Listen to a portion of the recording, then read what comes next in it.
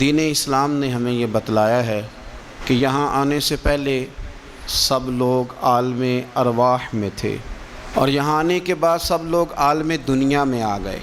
اس کے بعد جو آخری جہان ہے وہ عالم آخرت ہے، لیکن عالم دنیا اور عالم آخرت کے بیچ جو جگہ ہے اسے عالم برزخ کہا جاتا ہے۔ برزخ کا معنی تو پردے اور آڑ کے ہوتے ہیں، لیکن برزخ اس زندگی کو کہتے ہیں جو مرنے سے شروع ہو جاتی ہے اور قیامت کے قائم ہونے تک وہ زندگی انسان کے ساتھ رہتی ہے، اسے عالم برزخ کہا جاتا ہے۔ اسی کو قبر کی زندگی کہا جاتا ہے۔ لیکن عالم برزخ کیوں کہا جاتا ہے، اس کی کیا وجہ ہے؟ تو اس کی وجہ یہ ہے کہ ہر آدمی کو قبر نصیب نہیں ہوتی، تو جو جل کے مر گیا جزا اور سزا اسے بھی ملے گی، عذاب قبر اسے بھی ہوگا، پر اس کا نام کیا ہے؟ عالم برزخ۔ جو آدمی دریا میں ڈوب گیا جزا اور سزا کا معاملہ اس کے ساتھ بھی ہے، لیکن نام اس کا کیا ہے؟ عالم برزخ۔ نبی کریم صلی اللہ تعالی علیہ وسلم ارشاد فرمانے لگے، حضور فرماتے ہیں کہ ایک شخص نے وصیت کی تھی کہ جب میں مر جاؤں تو مجھے بڑا ڈر آتا ہے، میں اللہ کے حضور کس طرح کھڑا ہوں گا۔ اپنی اولاد سے کہنے لگا کہ اس طرح کرنا کہ میری لاش کو جلا دینا، پھر میری راکھ کو ہواؤں میں اڑا دینا، میں اپنے رب کریم کے سامنے کھڑا نہیں ہو سکتا۔ اس کے بچوں نے اسی طرح کیا۔ تو حضور صلی اللہ علیہ وسلم فرماتے ہیں پھر اللہ نے زمین کے ذروں کو حکم دیا اور زمین نے سارے ذرے اکٹھے کیے، پھر رب نے اسے زندگی دی اور پھر پوچھا یہ تو نے وصیت کیوں کی تھی؟ تو اس کرتا اللہ میں تیرے سامنے کھڑا نہیں ہو سکتا تھا، مجھے اپنے اعمال کا پتہ تھا، جے ویکھاں میں عملاں والے تے پھر تے کچھ نہیں نا میرے پلے، تو میں ڈرتا تھا کہ کیا بنے گا۔ تو رب فرمائے گا فرشتوں میرا بندہ سچ کہتا ہے، اسے میرے فضل سے جنت عطا کر دو۔ تو اللہ ذروں کو بھی جمع کرے گا، ہواؤں میں، خشکیوں میں، سمندروں میں، مرنے کے بعد انسان جہاں بھی ہوگا اسے جزا اور سزا کا معاملہ وہاں ملے گا۔ اب عذاب قبر جو ہے، قبر کے اندر جو انسان کا عذاب ہے تو وہ بھی عالم برزخ کا عذاب ہے۔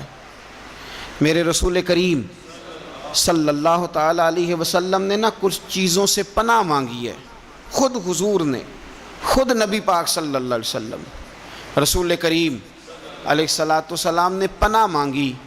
حضور فرمانے لگے اے اللہ مجھے کنجوسی سے، بخیلی سے پناہ عطا فرما، اور حضور نے باقاعدہ پناہ مانگی ہے کہ اے اللہ مجھے ارذل العمر ہونے سے پناہ میں رکھ، جب عمر اتنی زیادہ ہو جائے کہ وجود کے حصے کام کرنا چھوڑ جائیں، اس سے پناہ مانگی۔ اور خود میرے نبی پاک علیہ السلام نے قبر کے عذاب سے پناہ مانگی۔ یہ تعلیم امت کے لیے کہ تم بھی پناہ مانگو عذاب قبر سے۔ قبر کا عذاب برحق ہے، قبر کے لیے تیاری کر کے رکھنا، اپنی قبر کو یاد رکھنا، مر جانے کو یاد رکھنا۔ حضرت سعد بن معاذ رضی اللہ تعالیٰ عنہ کا جب جنازہ تھا تو صحابہ کرام فرماتے ہیں حضور نے نماز جنازہ کی امامت فرمائی تو قبر کے تیار ہونے میں کچھ دیر تھی، تو رسول کریم صلی اللہ علیہ وسلم زمین پر بیٹھ گئے اور ایک لکڑی سے حضور زمین کریدنے لگے، لکڑی سے۔ ہم وہ انتظار تھے کہ اللہ کے رسول صلی اللہ علیہ وسلم سر مبارک اٹھائیں، ہمیں کو نصیحت کریں۔ فرماتے حضور نے سر اقدس اٹھایا تو حضور کی آنکھوں میں آنسو تھے، اور رو کے حضور فرمانے لگے، رو کے کہ اس قبر کے عذاب سے رب کی پناہ مانگو اور اس کے لیے تیاری کر لو، یہ بڑا سخت دن ہے۔ رو کے حضور نے فرمایا، رو کے۔ آج تو لوگ مذاق بناتے ہیں، آج لوگ مذاق اڑاتے ہیں، کچھ فقیر صوفی درویش کہلانے والے بھی، وہ کہتے ہیں یہ جو مولوی بتا رہا ہے نا قبر میں بچھو ہوں گے، سانپ ہوں گے، یہ تو مولوی اپنی قبر بتا رہا ہے، ہمارا اس سے کیا لینا دینا ہے۔ خدا سے ڈریں۔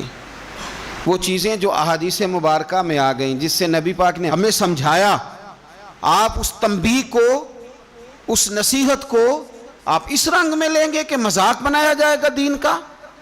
بجائے اس کے کہ اس سے ڈرا جائے، بجائے اس سے حضرت سیدنا برا بن عازب رضی اللہ تعالیٰ عنہ ارشاد فرماتے ہیں کہ میں نے نبی پاک صلی اللہ تعالیٰ علیہ وآلہ وسلم سے خود اس بات کو سنا ہے، خود رسول کریم صلی اللہ علیہ وسلم نے فرمایا۔ حضرت زید بن ثابت رضی اللہ تعالیٰ عنہ بھی اس بات کے راوی ہیں، فرماتے ہیں ہم جا رہے تھے تو 5-6 قبریں تھیں، تو حضور نے فرمایا کن کی قبریں؟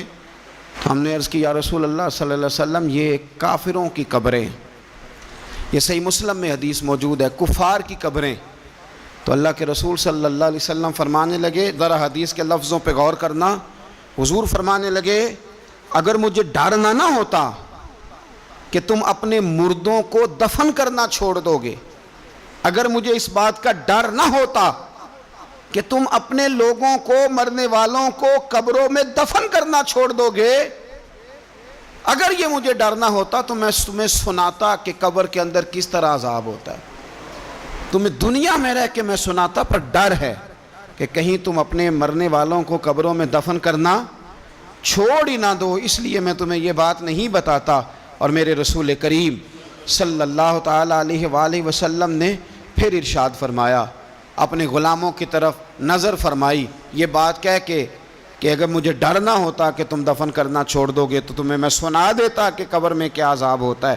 پھر حضور نے صحابہ سے فرمایا چلو بھائی دوزخ کے عذاب سے اللہ کی پناہ مانگو، تو سب کہنے لگے ہم دوزخ کے عذاب سے اللہ کی پناہ مانگتے ہیں۔ پھر نبی پاک صلی اللہ تعالیٰ علیہ وسلم نے ارشاد فرمایا تم سب کہو کہ ہم قبر کے عذاب سے اللہ کی پناہ مانگتے ہیں۔ تو صحابہ نے کہا ہم قبر کے عذاب سے اللہ کی پناہ مانگتے ہیں۔ پھر میرے رسول پاک علیہ الصلوۃ والسلام نے فرمایا تم کہو، سارے یہ کہو کہ ہم ظاہری اور باطنی فتنوں سے اللہ کی پناہ مانگتے ہیں۔ تو صحابہ نے کہا کہ ہم ظاہری اور باطنی فتنوں سے اللہ کی پناہ مانگتے ہیں۔ پھر میرے محبوب علیہ السلام نے فرمایا تم کہو کہ ہم دجال کے فتنے سے اللہ کی پناہ مانگتے ہیں۔ تو صحابہ کرام نے کہا کہ اے اللہ ہم دجال کے فتنے سے تیری پناہ میں آتے ہیں۔ نبی پاک علیہ السلام نے یہ الفاظ کہہ کے یہ بات بتلا کے ہمیں سمجھا دیا، ہمیں قائل فرمایا محبوب نے کہ یاد رکھنا، اس بات کو اچھی طرح سمجھ لینا کہ اگر مجھے ڈر نہ ہوتا کہ تم اپنے مردوں کو دفن کرنا چھوڑ دو گے تو تمہیں بتلا دیتا کہ قبر میں کتنا سخت عذاب ہوتا ہے۔ اپنے معاملات پر غور کریں۔ ہمارا وہ کسی شاعر نے کہا تھا کہ مرنے کے بعد مجھ کو 2 گز زمین جو ملی تو دیکھو بعد مرنے کے ہی ہم جاگیردار ہو گئے۔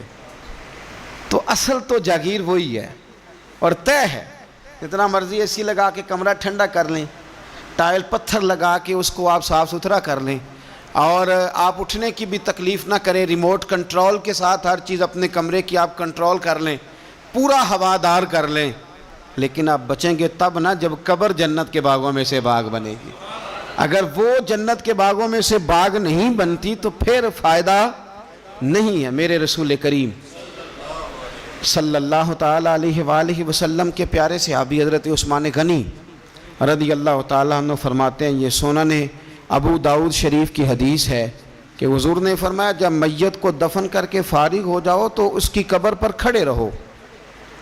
خود حضور بھی قبر پر کھڑے رہتے دفن کرنے کے بعد، اور فرماتے اس کے ثابت قدم رہنے کی دعا کرو، اس لیے کہ اب اس سے سوال و جواب ہوں گے، اب فرشتے اس کی قبر میں آئیں گے، اب اس سے پوچھیں گے، اب اس کے ساتھ وہ امتحان ہوگا، تو اس کے لیے دعا کرو، قبر پہ کھڑے ہو کے دعا مانگو۔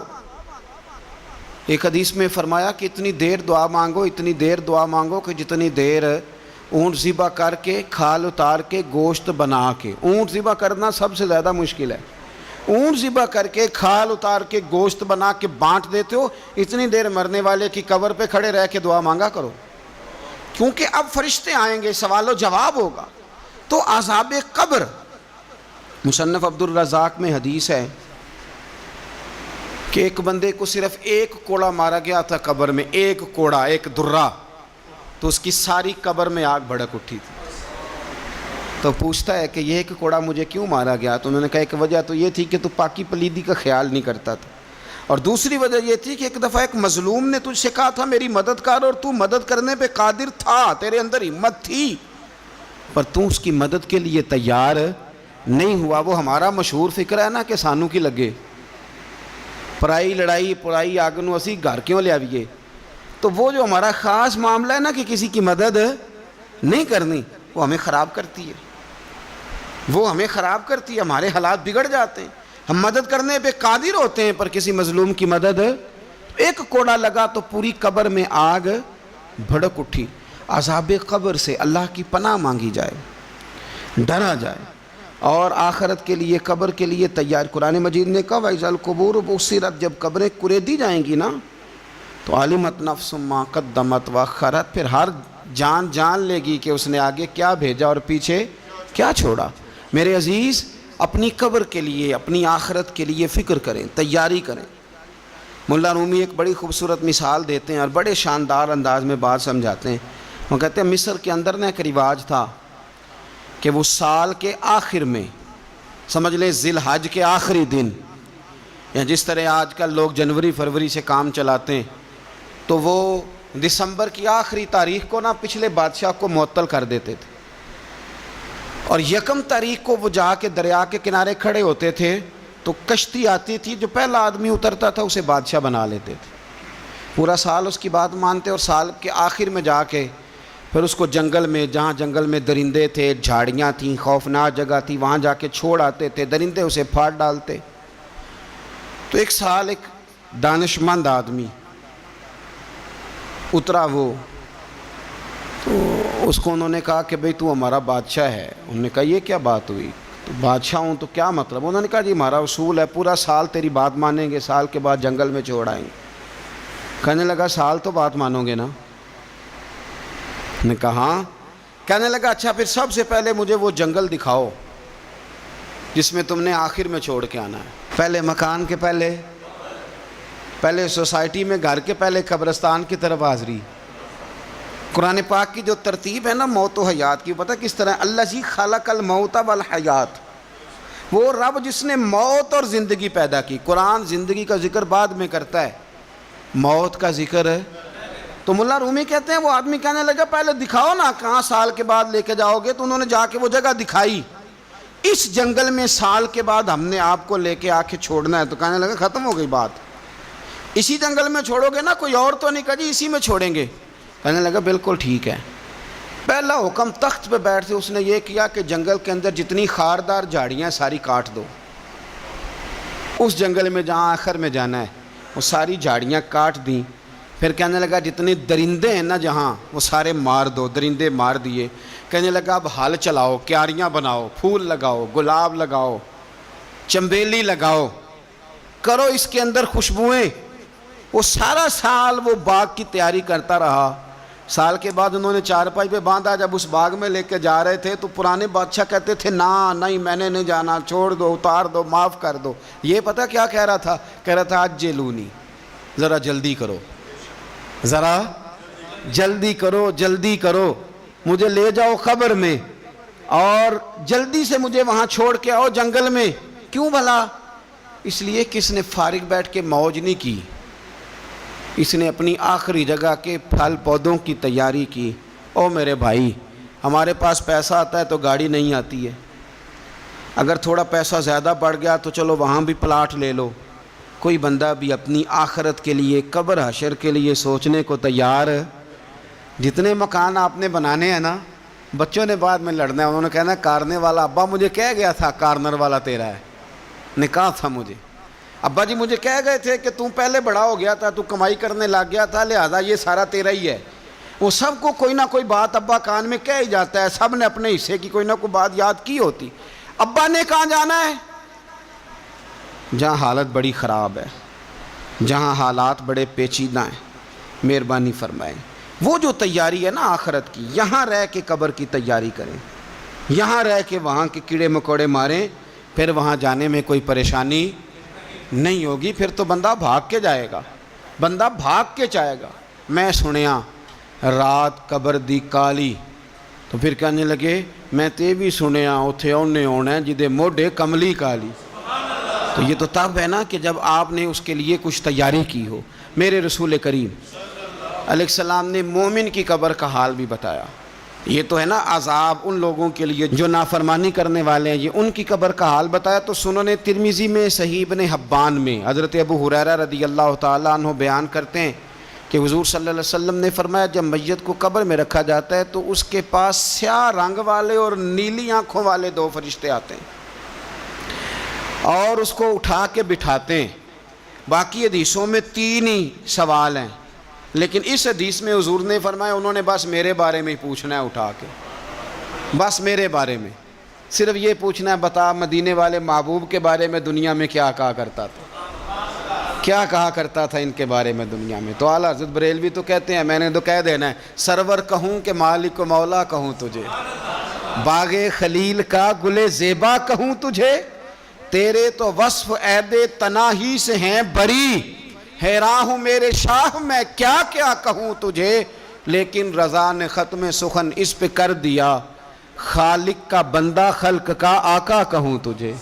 اور پیر میر علی شاہ صاحب کہتے ہیں میں نے وہاں یہ کہنا ہے کہ مکھ چند بدر شاہ شانی ہے تے متھ چمک دی لاٹ نورانی ہے، کالی زلف تے اکھ مستانی ہے، مخمور اکھی ہیں مد بھریاں، سبحان اللہ، ما اجمل کا ما اکمل کا ما احسن کا، تے کتھے مہر علی کتھے تیری ثنا، مشتاق اکھیں کتھے جاڑی۔ تو نبی پاک علیہ السلام فرماتے ہیں میرے بارے میں پوچھیں گے، میرے بارے میں۔ ویسے بھی ایک سوال لازمی ہوتا ہے نا، یہ والا سوال لازمی ہے، من ربو کا پوچھ کے نا تو جنت جہنم کا فیصلہ نہیں، ماں دینوں کا پوچھ کے جنت جہنم کا فیصلہ۔ ہاں بات اگر ختم ہونی ہے تو مدینے والے کے سوال پہ ختم ہونی ہے، اس لیے کھل کے نعتیں پڑھا کرو، راج کے درود پڑھا کرو، یہ بات یاد رکھیں، یہ فیصلہ حضور کی ذات پہ ختم ہونا ہے۔ میرے نا وہ شکایتیں کرتے ہیں نا لوگ آ کے، تو ایک بچی کو ہمارے ہاں داخل کرانے کے لیے ایک صاحب لے کے آئے، تو کہنے لگے بڑا عرصہ اسے فلانے مدرسے میں داخل کرایا، سوائے نعتوں کے کچھ بھی نہیں سیکھا اس نے۔ تو میں انہوں آکھیا چاچا جی جڑی اصل کام سی وہ تو سیکھ گئی ہے نا تہاڈی بچی، قرآن و سنت بھی حضور کی نعت ہی ہے، لیکن آپ کو پتہ ہے کہ بات ختم مدینے والے کی نعت پہ ہی ہوتی ہے، حضور کا پیار اصل ہے۔ تو حضور فرماتے ہیں میرے بارے میں پوچھا جائے گا، وہ کہے گا کہ ان کے بارے میں کیا پوچھتے ہو، اشہد ان لا الہ الا اللہ واشہد ان محمدن عبدہ ورسولہ۔ تو فرماتے ہیں پھر اسے نا ایک طرف کھڑکی کھولی جائے گی تو جہنم کا دروازہ دکھایا جائے گا اور اسے کہا جائے گا اگر تو سوالوں کے صحیح جواب نہ دیتا تو دوزخ میں جاتا، لیکن اب تو نے صحیح جواب دیے ہیں۔ تو حضور فرماتے ہیں اس کی قبر 70 گز چوڑی اور 70 گز لمبی کر دی جائے گی۔ کتنی جی؟ مسجد میں اے سی والے حال میں جگہ مل جائے تو بندہ بڑا سکھی رہتا ہے، اور صبح جائے بینک اور پہلی لائن میں موقع مل جائے تو بندہ بڑا سکھی رہتا ہے کہ میرا جاتے ہی کام ہو گیا۔ او خدا کے بندے، قبر بندے کی قبر، مکان اچھی سوسائٹی میں اچھا خستہ اور سستا مل جائے تو بندہ کہتا ہے کہ سودا بڑا واردہ لب گیا، بھائی بڑا کمال ہو گیا، مزہ نہیں آ گیا۔ قبر 70 گز لمبی اور 70 گز چوڑی، اور یہ ترمذی شریف پڑھ رہا ہوں، بڑی مزیدار حدیث۔ نبی پاک صلی اللہ علیہ وسلم فرمانے لگے پھر اس کی قبر کو نور سے بھر دیا جائے گا۔ حضور کو پہچان گیا نا، قبر نور سے بھر دی گئی اور جب 70 گز لمبی کر دی گئی تو بڑے پیارے لفظ ہیں حدیث کے۔ حضور فرماتے ہیں وہ بندہ پھر فرشتوں سے ایک بات کہے گا، عربی میں بھی ہے اردو میں بھی ہے، پر میرا دل کرتا ہے پنجابی میں بتاؤں۔ وہ نا فرشتوں سے وہ بندہ کہتا ہے جب قبر ہو گئی نا 70 گز لمبی 70 گز چوڑی اور نور سے بھر گئی، قربان جائیں، حضور فرماتے ہیں وہ مردہ وہ جو قبر میں پہنچا ہے، جب اس کی قبر کو یہ شان ملتی ہے تو فرشتوں سے پتہ کیا کہتا ہے؟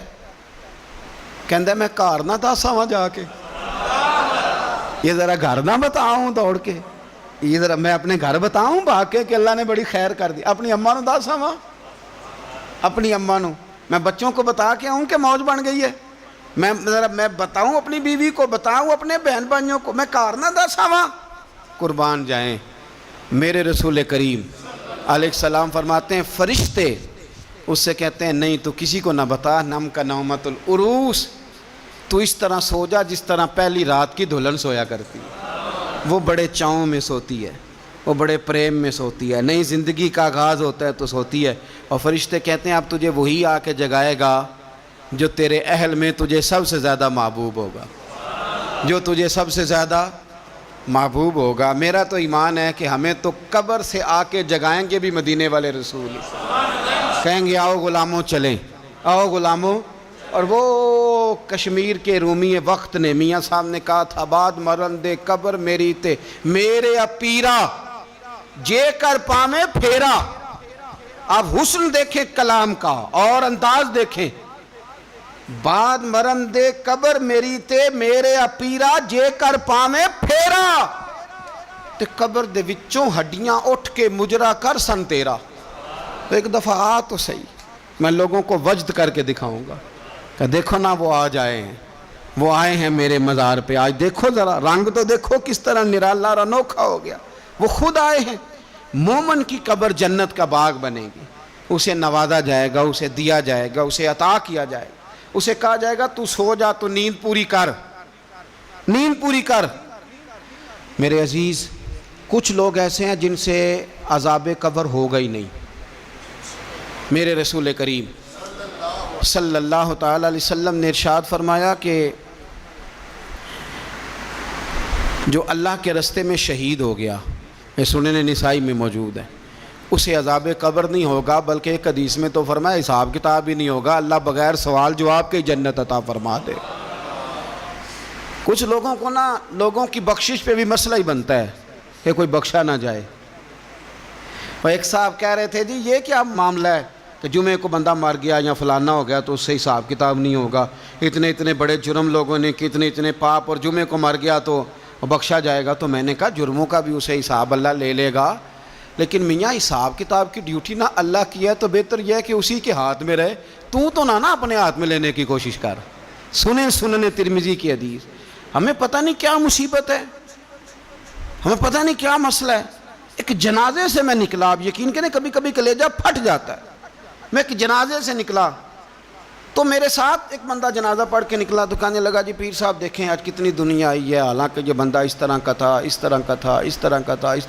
میں نے اسے کہا یار تجھے تو فکر ہی لگ گئی ہے کہیں جنت میں چلا ہی نہ جائے، شرم آنی چاہیے ہمیں۔